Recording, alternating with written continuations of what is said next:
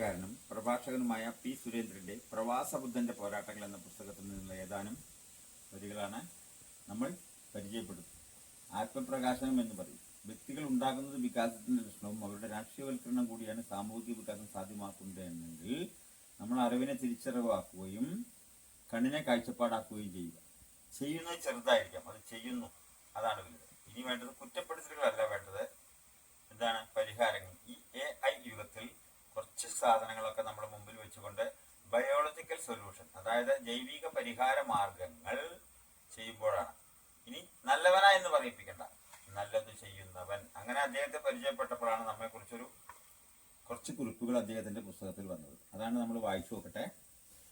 മലപ്പുറം കുന്നുമ്മൽ ബസ്സിറങ്ങി കലക്ട്രേറ്റിലുള്ള വഴിയിലൂടെ നടക്കുമ്പോൾ വഴിയോരത്ത് സുരേഷ് ഉണ്ടോ എന്ന് നോക്കാറുണ്ട്. മിക്കപ്പോഴും അദ്ദേഹം അവിടെ ഉണ്ടാകും. വിത്തുകുടകൾ നിറച്ച് തന്റെ ലൈബ്രറിക്കരികിൽ തൊപ്പിയോ തൊപ്പിക്കുടയോ ചൂടിക്കൊണ്ട്. കേരളത്തിലെ അസാധാരണ വ്യക്തിത്വമുള്ള ഒരു മനുഷ്യനെന്ന് തോന്നിപ്പോയി. സുരേഷ് മലയാളി. വിദ്യാർത്ഥികൾ ചാർത്തിക്കൊടുത്ത മലയാളി എന്ന് വിശേഷണം വിലാസമാക്കുകയായിരുന്നു അദ്ദേഹം. ആ പേരിനെ പറ്റി ആലോചിക്കുമ്പോൾ കവി ഡി വിനയചന്ദ്രനെ ഓർമ്മ വരും. അദ്ദേഹത്തിന്റെ ഒരു കവിതയുടെ പേര് സമസ്ത കേരളം PO എന്നായിരുന്നു. സുരേഷും മലയാള പിതാവ് പിറന്ന ആസ്ഥാന ജില്ലയിൽ തന്റെ അസ്തിത്വം കവിതയുടെ കേരളീയതയിലൂടെ നിർവചിച്ചു. അനവധി കവിതകൾ പഴമയും പുതുമയുമായി തെരുവോരത്ത് നിന്ന് ചൊല്ലിക്കൊണ്ട് മലയാളി എന്ന് ഉറപ്പിച്ചു പറയുന്നു. സുരേഷ് മലയാളി എന്ന ഭാരതർ മതത്തിലൂടെ ദേശമെന്നത് ഭൂഭാഗം മാത്രമല്ലെന്നും സംസാരത്തിലെ സംസ്കാരവുമാണെന്ന് ഉറപ്പിച്ചുകൊണ്ട്.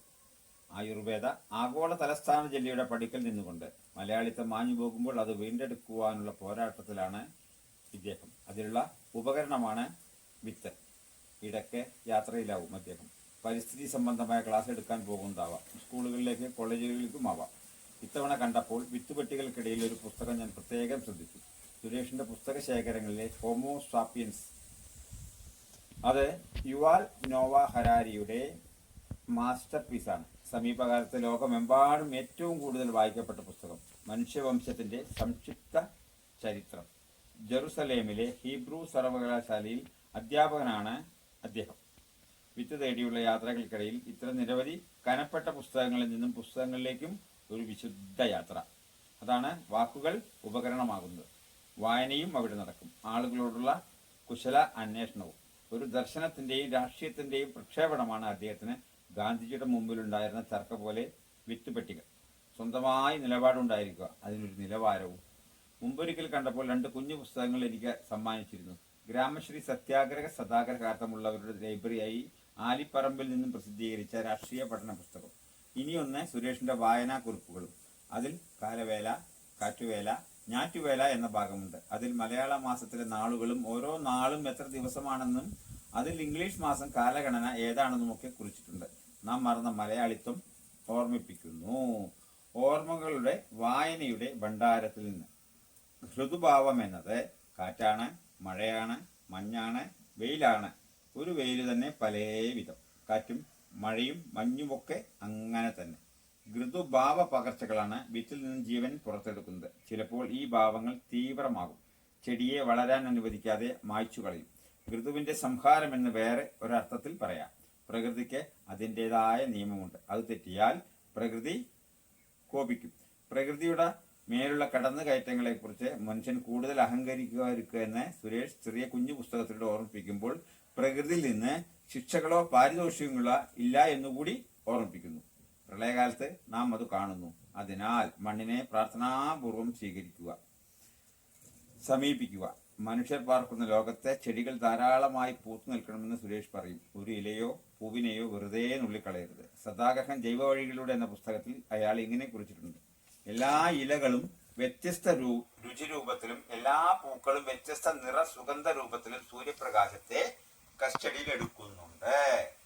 ഒരു ഇല തന്നെ പല രുചിയും, ഒരു കായ് തന്നെ പല രുചിയും അറസ്റ്റ് ചെയ്തു തരുന്നുണ്ട്. ഇതേ രുചിഭേദമുള്ള എത്രത്തോളം ഇലകൾ എവിടെ അരിഞ്ഞു ചേരുന്നുവോ അവിടെ രോഗപ്രതിരോധ ശേഷിയുള്ള പരിസരമായി മാറും. കാർഷിക ശരീരം രോഗപ്രതിരോധ ശേഷിയോടുകൂടി മിത്രകീടങ്ങളാൽ സമ്പന്നമായി അവിടെ കിടക്കും. കാട്ടുചെടികളുടെ എത്രത്തോളം പുഷ്പങ്ങൾ പുഷ്പിച്ചു നിൽക്കുന്നുവോ അത്രത്തോളം ആ പ്രദേശത്തെ പല രോഗവൈറസുകളും കൊതുക് പരത്തുന്നുൾപ്പെടെ നിയന്ത്രിക്കാനെങ്കിലും നമ്മെ കൊണ്ട് സാധിക്കും.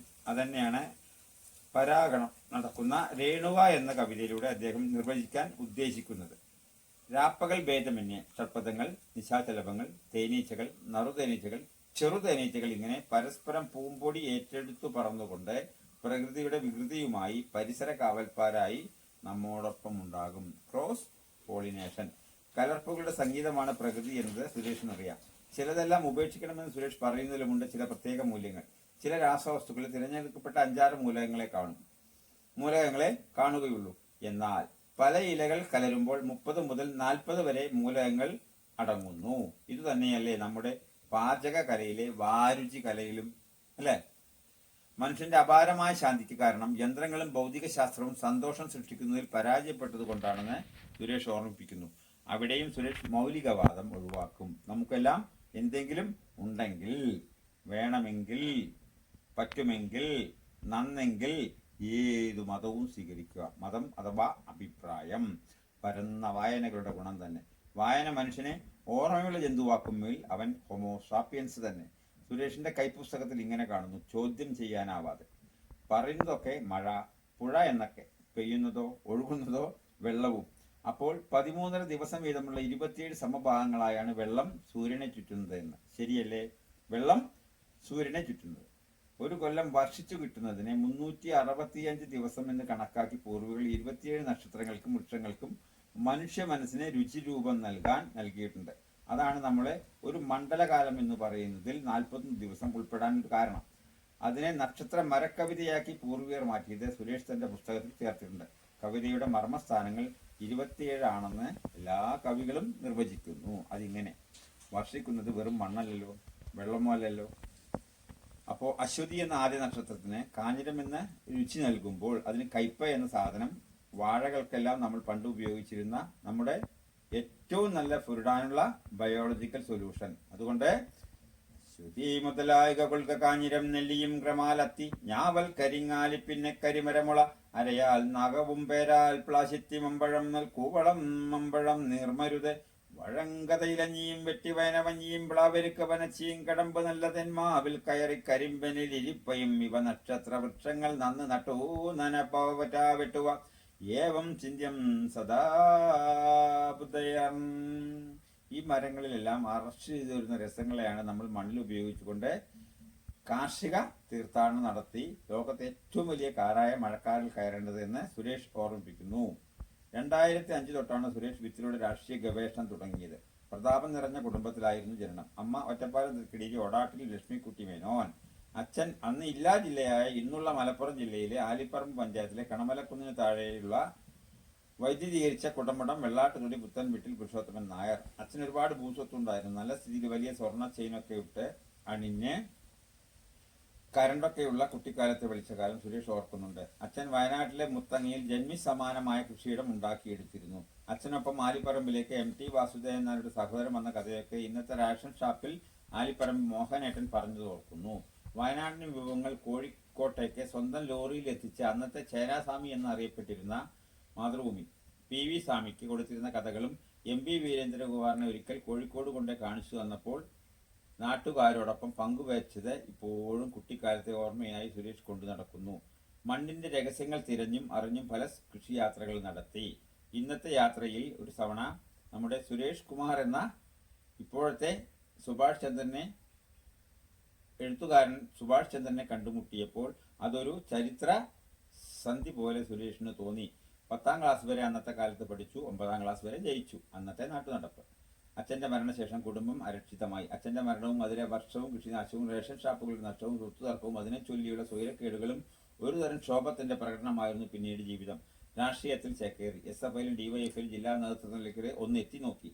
അക്കാലത്തെ പ്രിയ ചങ്ങാതി ഇപ്പോഴത്തെ നിയമസഭാ സ്പീക്കറായ P. ശ്രീരാകൃഷ്ണനായിരുന്നു. ഒരിക്കൽ നേരിൽ ചോദിച്ചു, അവൻ എങ്ങനെ ഇങ്ങനെയായി എന്ന്. രണ്ടർത്ഥത്തിൽ. ആരോടൊക്കെയുള്ള പ്രതിഷേധമാണ് സുരേഷിനെ മദ്യത്തിലേക്ക് എത്തിച്ചത്. ആലയം തിരിച്ചു പിടിക്കാതെ ജീവിതവും തിരിച്ചു കിട്ടില്ലെന്നറിഞ്ഞു. ശമന രാഷ്ട്രീയം കൃഷിയിലാണ് അന്വേഷിച്ചത്. കാർഷിക തീർത്ഥാടനത്തിൽ 2000 വിട്ട മദ്യപാനം പൂർണ്ണമായി വിടുതൽ നേടി കുടമടം സുരേഷ് കുമാർ. ലഹരിവൽക്കരണം കൃഷിയിലൂടെ നടത്തി. അതുതന്നെ രാഷ്ട്രീയവുമാക്കി. പ്രകൃതിയെ മാതാവായും അധ്വാനത്തെ പിതാവായും കാണുന്ന പ്രത്യയശാസ്ത്രം. വിത്തുകളും കിതാബുകളും തേടി ഒത്തിരി യാത്ര ചെയ്തു. കുറേ നിധി പേടകങ്ങൾ കണ്ടെത്തി. പട്ടാമ്പിക്കൊപ്പം അഭയത്തിലെ കൃഷ്ണേട്ടൻ എന്ന സഹന കമ്മ്യൂണിസ്റ്റ് വിത്ത് പോലെ തിരുവില്ലാമല ഐവർ മഠത്തിലെ ആചാര്യൻ രമേശ് കോരപ്പത്തിൽ നിന്നും കുറെ പശുവിത്തുകളും കണ്ടെത്തി. അതും ഒരു ലൈബ്രറിയാക്കി വിതരണം ചെയ്തു വരുന്നു ഇപ്പോൾ ഇദ്ദേഹം. അതിനിടയിലാണ് കമലയെ ഇണതുണയാക്കിയത്.